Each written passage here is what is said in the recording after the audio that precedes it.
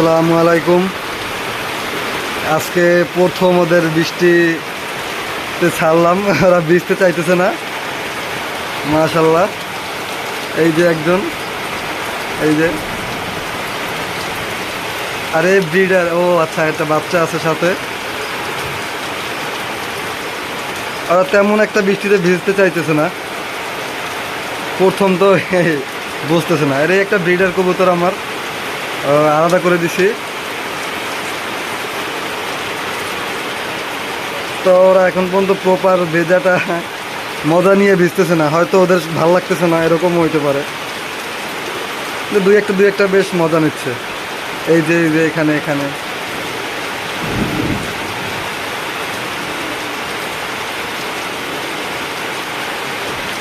দারুণ। মাশাল্লাহ, আজকে গত 3-4 দিনে অনেক গরম গেছে।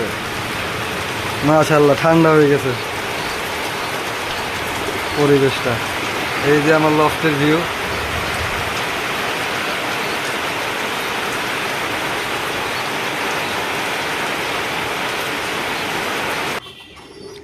তো বিকাল হয়ে গেছে, তো একটু একটু সূর্যের আবছা দেখা যাচ্ছিল একটু আগেও।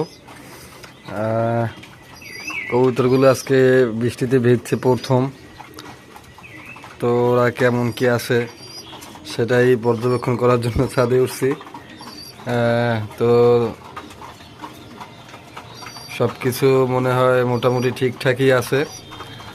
অনেক সময় হয় কি, সিজনের প্রথমবার গোসল করলে বৃষ্টিতে ঠান্ডার একটা সম্ভাবনা থেকেই যায়।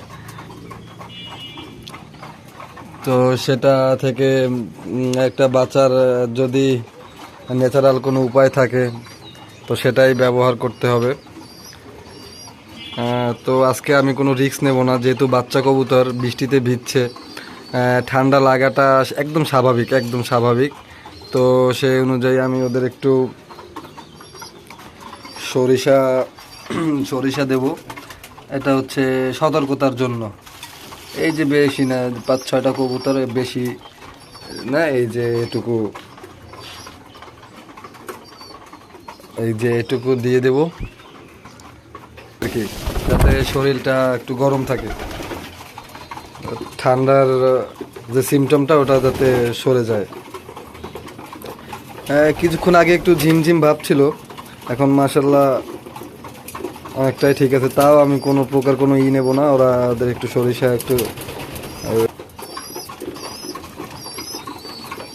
তো এইটুকুই আজকের ভিডিও।